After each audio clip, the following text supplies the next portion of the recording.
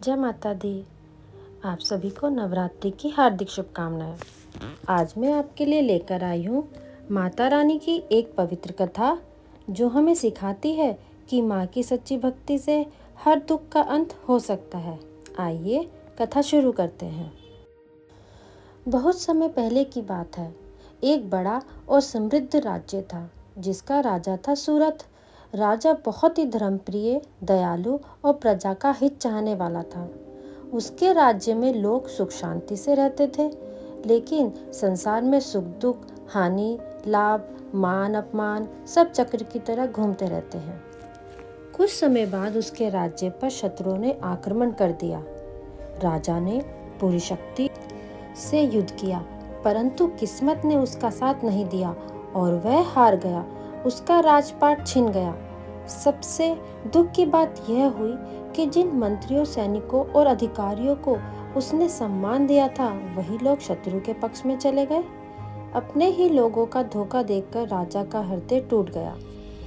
राजा सूरत महल छोड़कर अकेला भटकने लगा।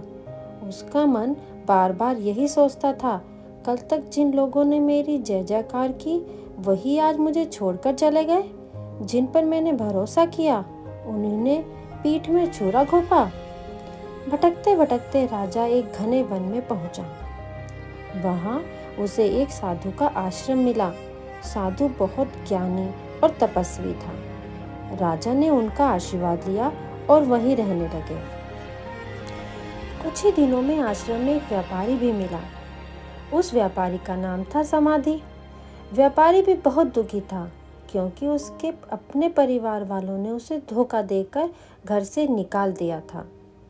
राजा और व्यापारी दोनों अपनी अपनी पीड़ा साधु को सुनाते और सोचते कि आखिर इतना दुख क्यों मिला। तब साधु ने मुस्कुराकर कहा, हे राजन, यह संसार मोह और माया से भरा है। यहाँ अपने भी पराये हो जाते हैं, लेकिन इस दुख से मुक्ति पाने का उपाय है। केवल आदिशक्ति माँ दुर्गा ही वह शक्ति है जो भक्तों के दुख हर लेती है। यदि तुम श्रद्धा और भक्ति से उनकी उपासना करोगे तो तुम्हें अवश्य ही शांति और सुख मिलेगा। साधु के वचन सुनकर दोनों ने माता की आराधना करने का निश्चय किया। राजा सूरत और व्यापारी ने कठोर तपस्या आरंभ की। वे उपवास रखते, माँ के मंत्रों का जाप करते और पूरी निष्ठा से भक्ति से लीन हो गए। दिन बीतते गए, हफ्ते महीनों में बदल गए।